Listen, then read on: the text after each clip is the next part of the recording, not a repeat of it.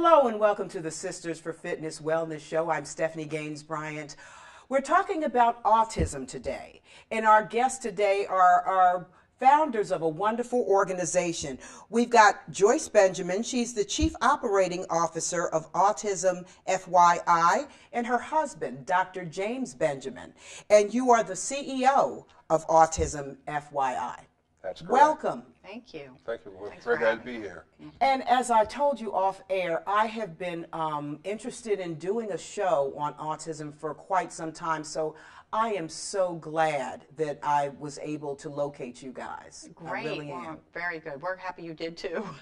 I have a 13-year-old son who is autistic, and I have three other children. And I noticed immediately that something wasn't right because he's the baby. And I noticed he wasn't making those milestones, the talking, things like that. He just wasn't developing in the same way as the other children. And by the time he was about 1.5 years, we got him checked. And we got him into an early program where he has absolutely flourished. He's 13 years old now. He does great in school.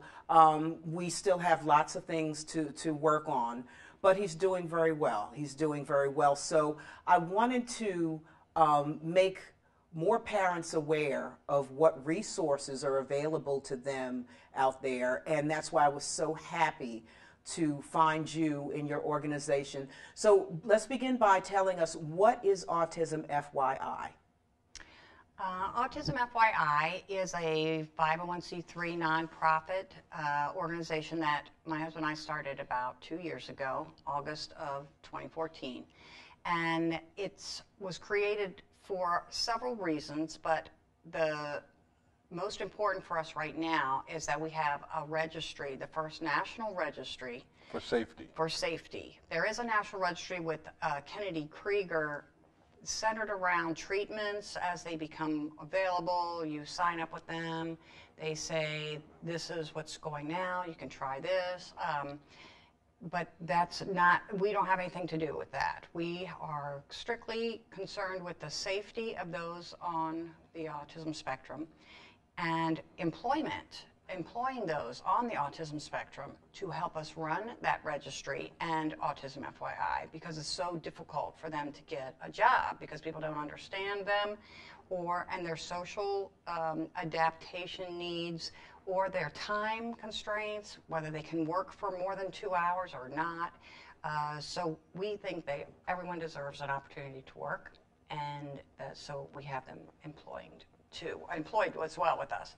And then the last part, some point, we really want to start a community for those on the autism spectrum and their families. So that's the goals. When I was young, everyone who had some sort of special need, children with special needs, were all lumped into one classroom. And unfortunately, it was called the retarded classroom. Right. So whether you had autism or Asperger's or mental retardation, right, everyone was lumped into the same classroom. We're more sophisticated now, right, when it comes to diagnosing children with special needs and giving them the proper accommodations, but we aren't exactly where we need to be. What did you find the need was for an organization like yours? The need was for those on the autism spectrum to be recognized in their community, but to be safe in their community. Our sons, we have 2 sons on the autism spectrum that are now 27 and 26. And like you, we found initially they would lump these type of special needs children in the same classroom. Ours went to a local special needs school, and then I pulled them out and actually homeschooled for 6 years. So later, learning social skills with other children became very important, so we actually put them back into a special school for those with special needs. Again, they were of different types, but there were many on the autism spectrum. There are high functioning, lower functioning, so it was a good school, it was good support. But what we wanted to do was support those that are in the community outgoing shopping, and when they have an interaction, whether it be they're in a car accident and their mother may be the driver and injured, someone needs to know they're autistic. Someone needs to know if the mother can't talk, where did this child come from? What are this child's medical issues or needs? The same thing for if they have an interaction with a police officer.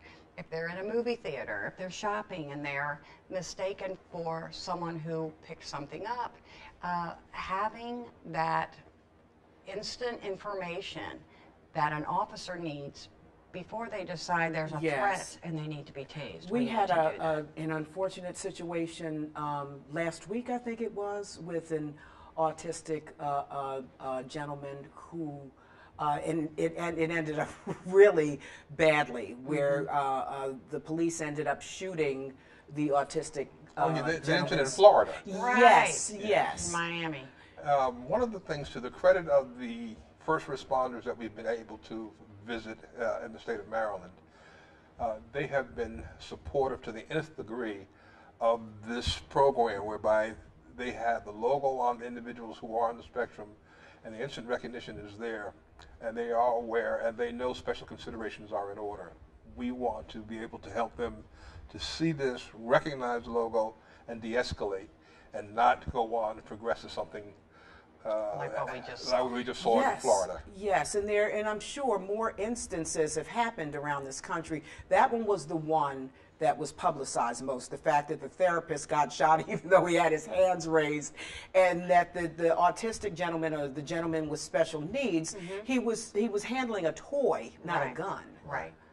And the problem is that I'm surmising right now, that's going to be called a good shoot, because the kid had something that was not recognized, and the officer acted precipitously, and that's a problem. We want to stop that precipitous action, and by being able to recognize the logo and seeing that, knowing the individuals on the spectrum, we hope to minimize those type of incidents.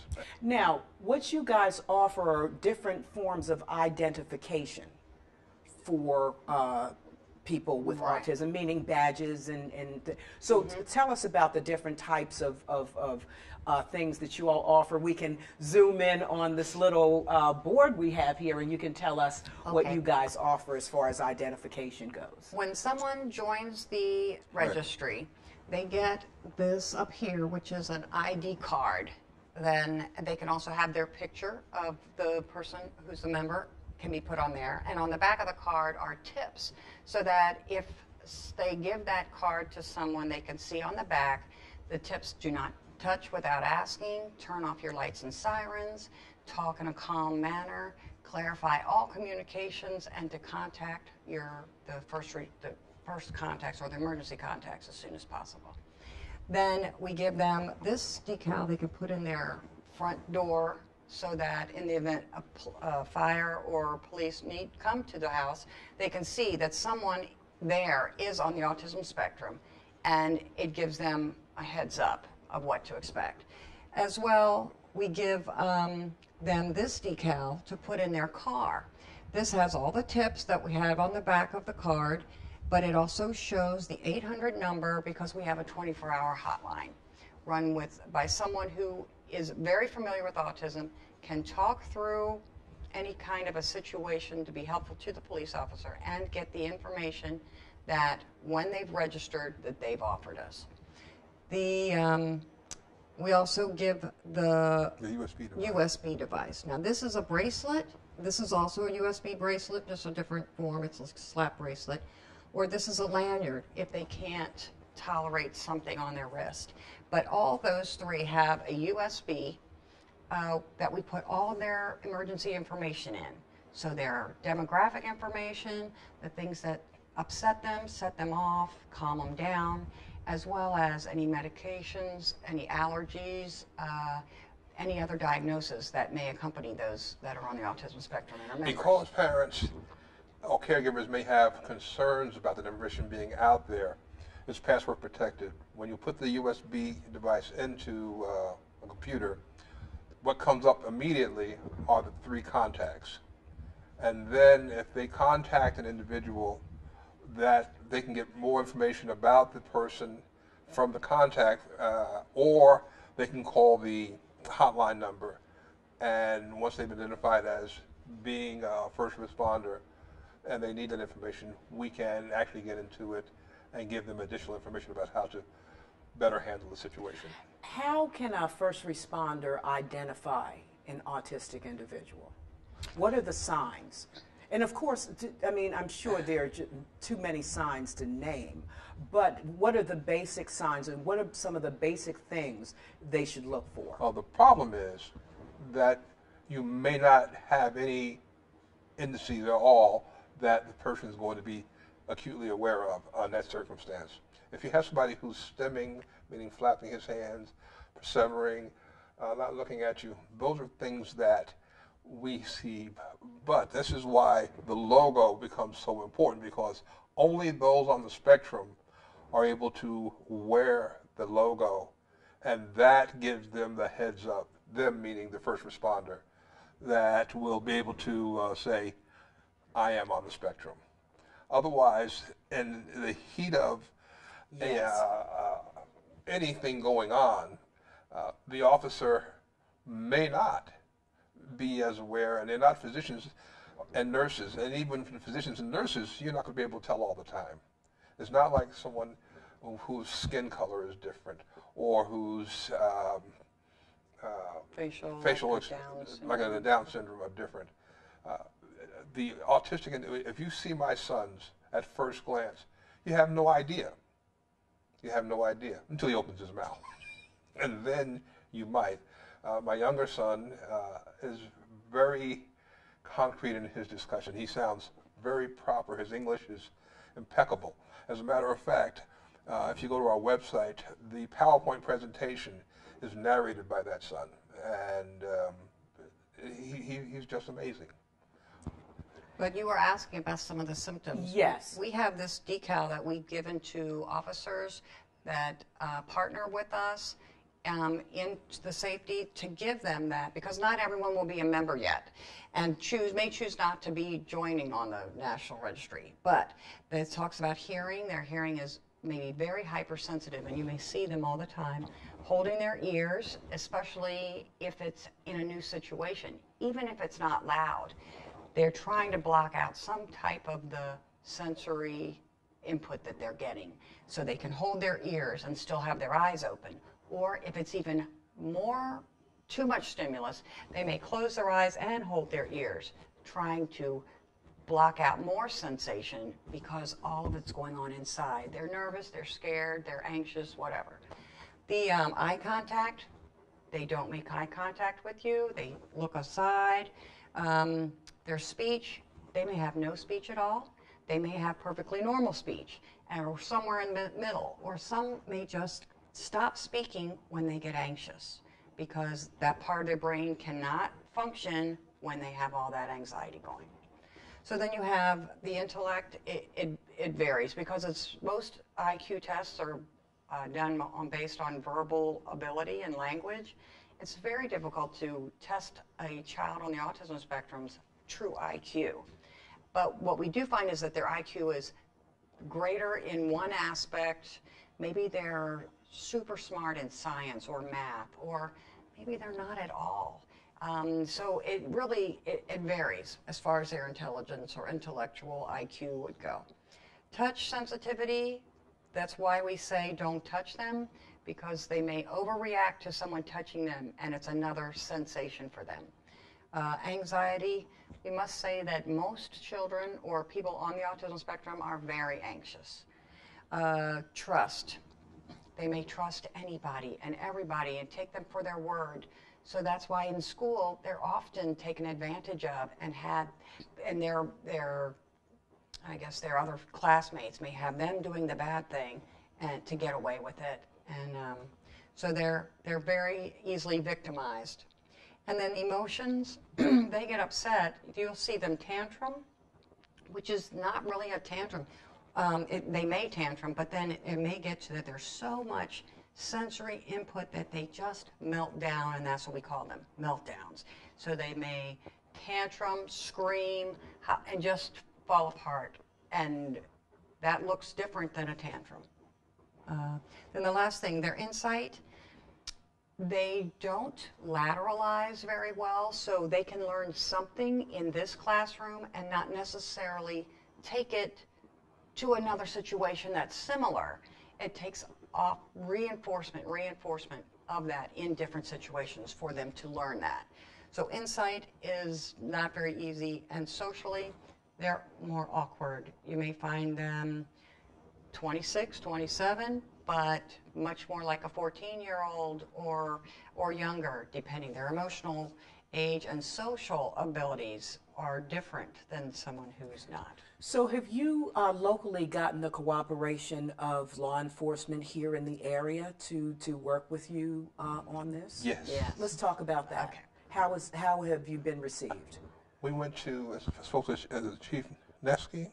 In Bowie, In yes. Bowie. Yes, Chief Nesky. And they were very receptive. As a matter of fact, have indicated they would partner with us in being able to get our awareness situation with their officers. We're going to give them the decals that they carry. They would get this decal for every one of their officers, as well as this one. Very good, very good. And again, they want to be able to recognize in order to be able to de-escalate situations. But there's also Prince George's County. They were actually the first ones to partner with us. And then we've also got Greenbelt. We have Calvert County, Charles County, St. Mary's County, Kent County, Queen Anne's, Anne Arundel County, we've been there, Howard, Montgomery County. Yeah. So you guys also are trying to take this thing to a national level. Yes. We have individuals in the registry in New York, Florida, Texas, Michigan, Hawaii, California, Hawaii. Wisconsin. Yeah, I forgot about Hawaii. And so it's growing, and what we're doing is, use a term like franchise, we are actually making up a program that we will and have and are forming out to other states in order that they develop the same type of organization. In other words, we want it to be like a chapter. A chapter. Now, let's talk about how you all help when it comes to individual living once an autistic child becomes an adult, helping them to live independently, yet know that they need a little bit of help. Right.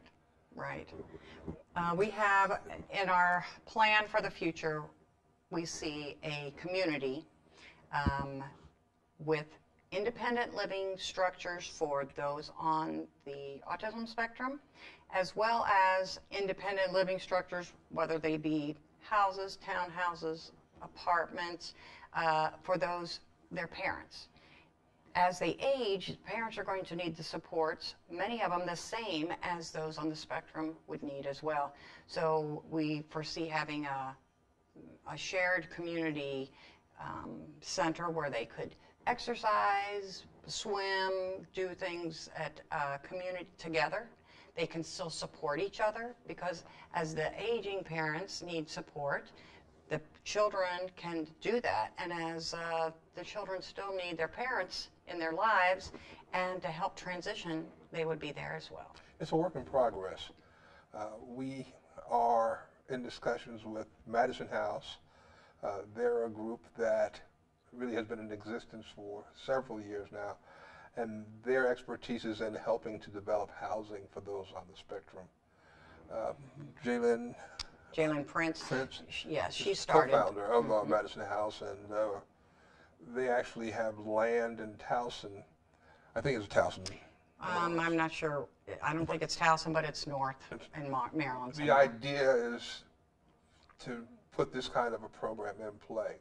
We visited one of I think, a premier spot in Florida, Lakeland, and they are putting into play just such an endeavor as we're talking about. And without the parents, though, there's just a community for special needs, and it's not just for autism; it's for almost any special needs. So, people who are on the spectrum, who would qualify to become a part of the registry? Does everyone who's on the spectrum, or people who are more severe than others? How do Everyone. you identify who can take part in the registry? Yeah, anyone can. Anyone who has a diagnosis of autism, Asperger's, PDD-NOS, which is pervasive developmental disorder, not otherwise specified. That's a diagnosis they give them when they're somewhere on the spectrum, but they don't really identify it strongly as autism. Any of those people are welcome to join Any the registry. age group? Are you targeting children? Are you targeting adults with autism? Both. Both. Right. Both. So are you getting the school systems involved? Yeah, we went to Sea Pleasant, and it's such a marvelous system. Dr. Richardson is the principal at Sea Pleasant Elementary, and this is just one here in Prince George's County. And the program they have in play is, and I was amazed, they have over 100 individuals on the spectrum at that particular elementary school. And they teach towards independence, they teach towards tolerance, and provide the help that the individuals need to help themselves better develop. And I'm not a teacher. At the same time, as a parent, I want to see all those things in play, and they're very protective. And I'm going to be protective of my son. That's what it's all about. If I can protect your son and Joe Blow's son, then I can protect my son. Absolutely. So how would you incorporate your program into what the schools are doing? Are we talking about badges for children, IDs for children? How would it work? Well, first of all, With it's the all school system. volunteer. In other words, the individuals who don't want to be part of the registry, it's not a requirement that they be a part of the registry. And so the parent has to know that we are in existence. And so we are in the process of going to different schools and just making them aware that we have the program, and then offering it to the caregivers and to the adults on the spectrum who are self-advocates to sign up and register. And they all just have to have a diagnosis.